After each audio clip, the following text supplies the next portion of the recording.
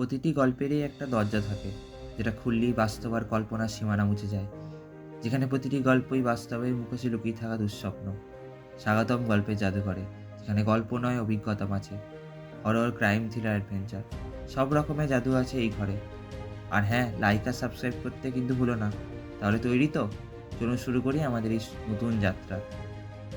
একজন সাধারণ মাস্টার মশাই, যিনি ছেলের পড়াশোনার জন্য কিনেছিলেন একটা ফোন, কিন্তু সেই ফোনই একদিন তাকে নিয়ে গেল থানার দরজায়।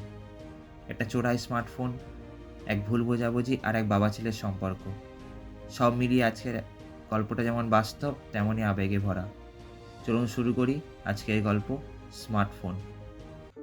মার মার মার, জলদি ফায়ার কর, আমাকে এক্ষুনি মেরে ফেলবে। আরে বোকা, আমার কাছে গান থাকলে তোকে বলি আর। মার মার মার, গুড। আরে সানি, তোকেও মারবে, তোর পেছনেই আছে, জলদি পালা। বাবু, এই বাবু, বাবু রে, দেখুন না কপারটাকে ঠকঠক করছে। বাবু হলো যদু মাস্টারের একমাত্র সন্তান। ভালো নাম রিতেশ। লকডাউন পরিস্থিতিতে অনলাইন ক্লাস করার জন্য সব ছেলে মেয়েকেই স্মার্টফোন কিনে দিচ্ছেন বাবা মায়েরা। আর ওরা ক্লাসের সাথে সাথে অনলাইন গেমের নেশায় ডুবে যাচ্ছে। রিতেশ এখন ফ্রি ফায়ার জাতীয় কোনো অনলাইন গেম খেলায় মত্ত। এই গেমের এমনই নেশা, যখন কেউ খেলতে থাকে তখন সে ভিন্ন গ্রহের মানুষ হয়ে যায়। এই জগতের কোনো শব্দই তার কর্ণগভীরে প্রবেশ করে না। রান্নাঘর থেকে ওর মা আবারও বলে উঠলেন, কই রে, কপারটা খুললি? একটু অপেক্ষা করার পর মশলা বাটা ছেড়ে ছেলের কাছে এসে চিৎকার করে বললেন, তোকে কতবার বলেছি, হ্যাঁ, কানে ঠুলি লাগাই খেলিস না। হরগিস যদি আমার কথা কানে লিবিস কেনে? আমি তো তোদের ঘরের কামিন বটি না। দাঁড়া দাঁড়া দাঁড়া দাঁড়া, আজ আসুক তোর বাবা, তোর গেম খেলাটা বার করাই দিতেছি একেবারে।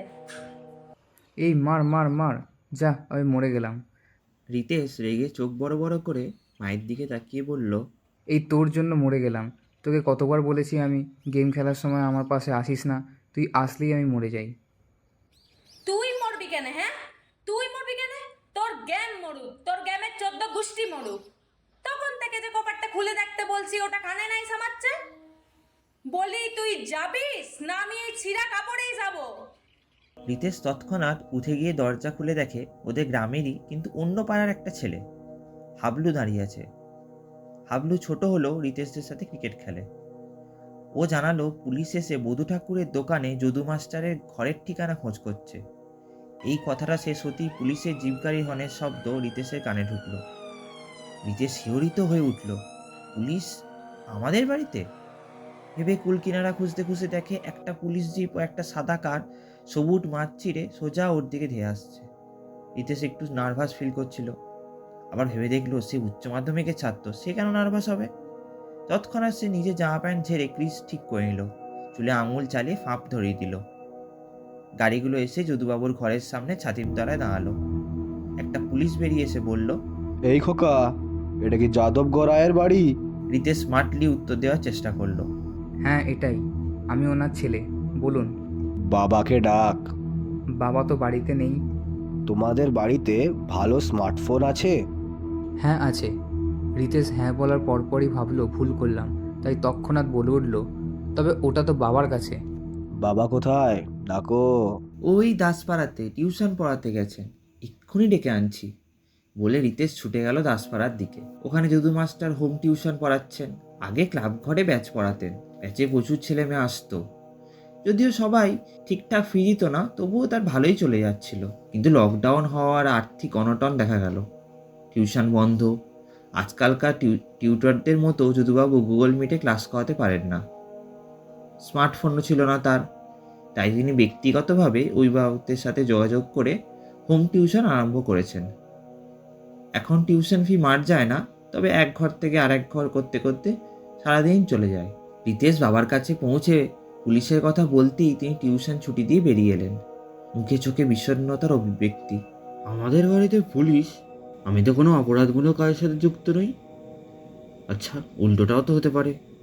গত বছর কলকাতা হাইকোর্টের বিখ্যাত ব্যারিস্টার সুকোমল এসেছিল, আমার সেরা ছাত্রদের মধ্যে অন্যতম। তার আগের বছর এসেছিল সৌরভ ও গৌরব, দুই যমজ ভাই, দুজনেই একই ব্যাচে ভিডিও হয়েছে। তাহলে কি কোনো ছাত্র পুলিশ অফিসার হয়ে দেখা করতে এসেছে? রিতেশের দিকে কৌতূহল দৃষ্টিতে তাকিয়ে জিজ্ঞেস করলেন, বাবু, অফিসারটা দেখতে কেমন রে? কি বলে আমার খোঁজ নিচ্ছিল? নাই নাই, অফিসারটাকে দেখি নাই, ও গাড়ির ভিতরেই ছিল।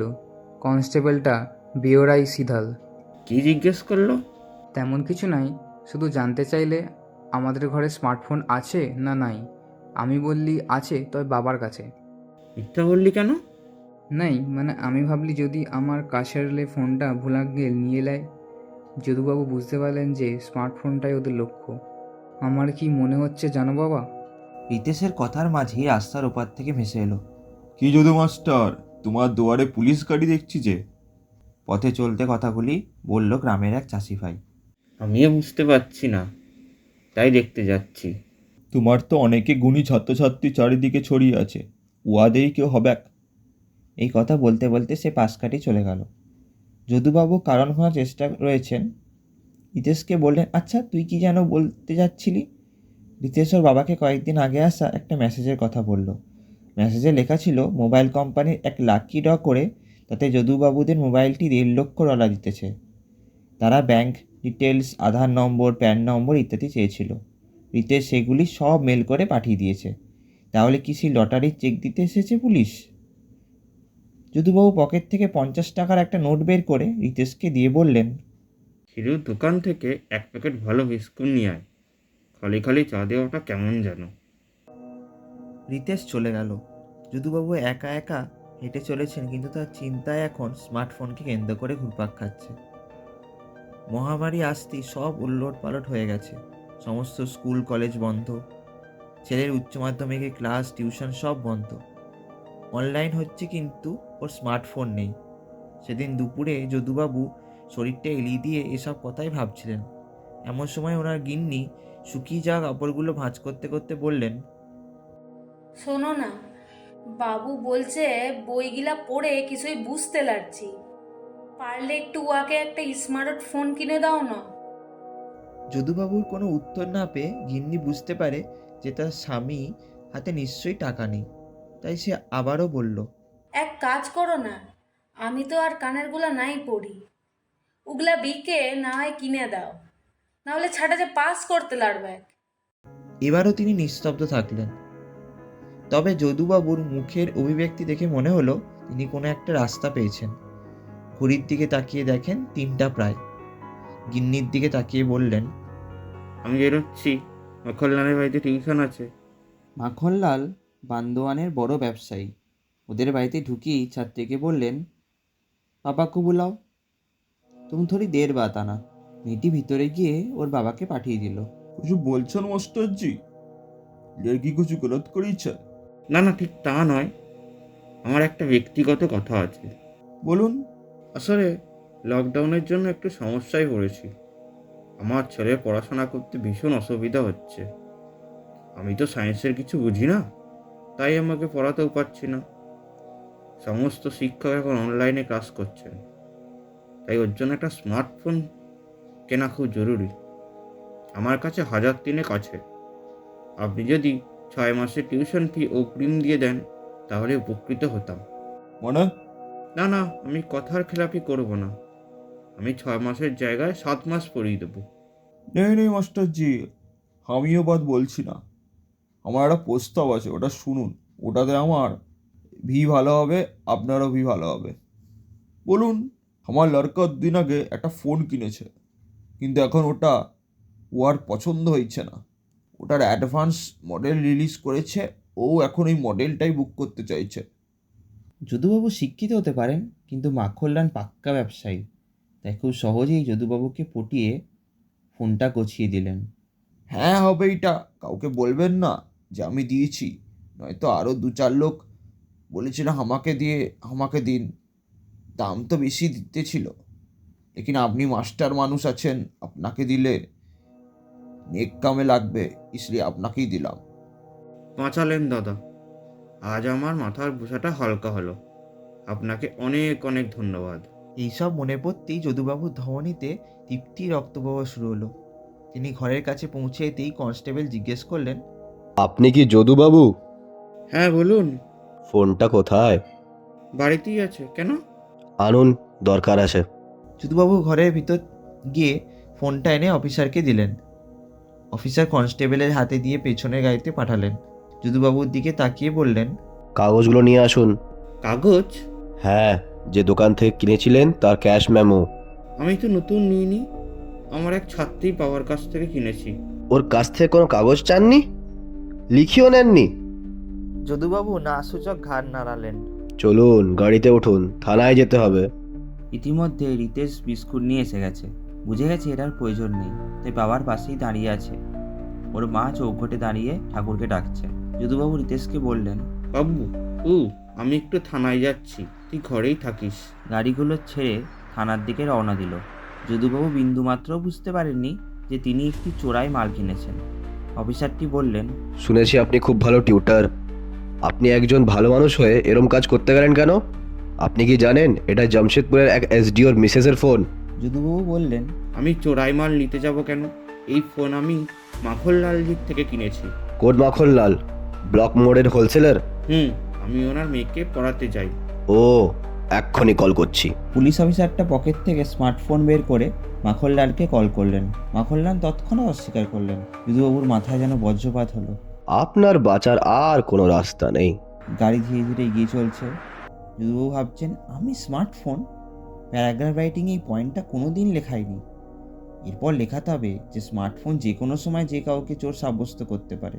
গাড়ি থানার গেটে প্রবেশ করতেই আশেপাশে কয়েকজন গাড়ির কাছে ছুটে এলো মোবাইল চোর দেখতে। যদুবাবু দেখলেন তার এক প্রাক্তন ছাত্র আছে তাদের মধ্যে। তিনি না দেখার ভান করলেন। সেটা নিজের স্মার্টফোন বের করে যদুবাবু ছবি তুললেন। পুলিশটি জিজ্ঞেস করলো, ছবি কি হবে? ফেসবুকে দেবে? দাও দাও, সবাই চিনুক। সেটি বলল, ভাইরাল করে দিব না। যদুবাবুর মাথা যেন আজ ধুলায় মিশে যেতে চাইছে। যে ছাত্রকে তিনি বিনা পয়সায় পড়িয়েছেন সে আজ চোখে জল এসে যাচ্ছে। তার কিন্তু কাঁদতেও পারছেন না, ভেবে কুলকিনারা পাচ্ছেন না কিভাবে মুক্তি পাবেন। রিতেশ আর ওর মা এখন কি করবে? এমন সময় পুলিশ এসে যদুবাবুকে ভিতরে নিয়ে গেল। থানার বাইরেটা ফাঁকা হয়ে গেল। জামশেদপুর থেকে যারা এসেছেন তারা স্মার্টফোন খুঁজে পাওয়ার আনন্দে বাজার থেকে মিষ্টি আর সিঙ্গারা এনে থানার সমস্ত স্টাফদের খাওয়ালেন। থানার সবাই যখন আনন্দে মশগুল, যদুবাবুর অন্তরে তখন লজ্জা, ঘৃণা, ক্রোধ সব যেন ঘূর্ণিঝড়ের মতো পাক দিয়ে উঠছে। ওদিকে থানার গেটের পাশে কয়েকটা বাইক এসে থামলো। একটু পরে আরও কয়েকটা। সবাই দূরে গাছতলায় গিয়ে জমায়েত করতে শুরু করলো। এদিকে থানার ফোনও ঘন ঘন বাজতে শুরু করেছে। একবার কথা বলে রাখতে না রাখতে আবার বেজে উঠছে। ওদিকে গাছের তলায় ভিড় বেড়েছে, পুরুষ মহিলা মিলে 60-70 জন হবে।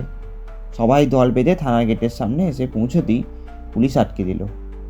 জিজ্ঞেস করতে ওরা বলল, আমরা ওসির সাথে দেখা করতে চাই। মাত্র 5 জন যাওয়ার অনুমতি পেল। একজন মহিলা ভিতরে এসে হাত জোর করে ওসিকে নিবেদন করলো, স্যার, যাদববাবু আমাদের পরম শ্রদ্ধেয় মাস্টারমশাই। ওনার শিক্ষাতেই আমরা সবাই নিজ নিজ ক্ষেত্রে কম বেশি প্রতিষ্ঠিত। আমাদের দৃঢ় বিশ্বাস তিনি মোবাইল চুরি করতেই পারেন না, তাকে ফাঁসানো হয়েছে।